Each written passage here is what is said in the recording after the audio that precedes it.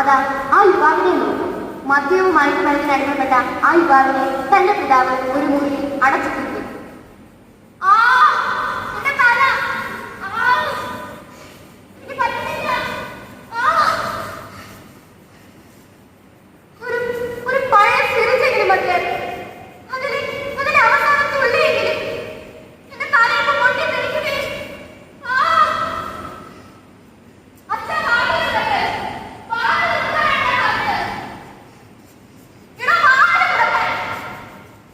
കണ്ടോ, ഞാൻ അയാളുടെ ഒരേ ഒരു മോനില്ല, എന്നിട്ടൊക്കെ അയാൾ ഒരു മുറിയിൽ അടച്ചിട്ടിരിക്കുന്നത് നിങ്ങൾ കണ്ടോ?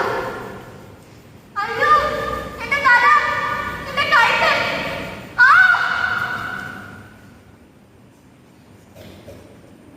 ഈ സമയം അവന്റെ മുറിക്കത്ര നിങ്ങളുടെ കാല് അവനൊരു ചോറിട്ട് കൊടുക്കാൻ സമ്മതിക്കും.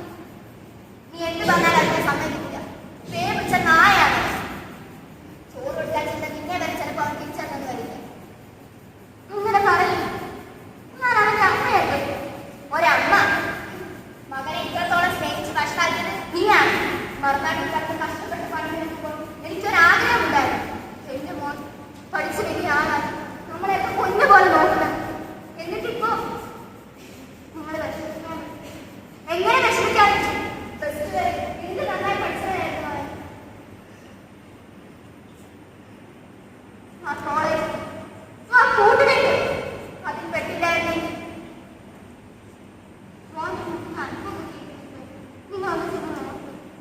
അവൻ വെട്ടിക്കാണും. ഈ ശ്രദ്ധ നിനക്ക് നേരത്തെ ഉണ്ടായിരുന്നെങ്കിൽ അവന്റെ ഓരോ നീക്കവും നീ എന്നെ വിളിച്ച് പറഞ്ഞിട്ട് അതെങ്ങനെയാ മകന്റെ കൂട്ടുകെട്ടിനെല്ലാം, മകന്റെ കുത്തിക്കെട്ടും കൂട്ടുകെട്ടിനെല്ലാം ഒത്തുമെന്ന് മറപ്പിടിച്ച് അവനെ എത്രത്തോളം വർഷമാക്കി മറക്കേണ്ടി നിനക്കുമില്ലേ പങ്ക്?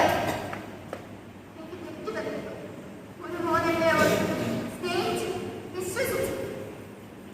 ആ വിശ്വാസമാണ് അവന്റെ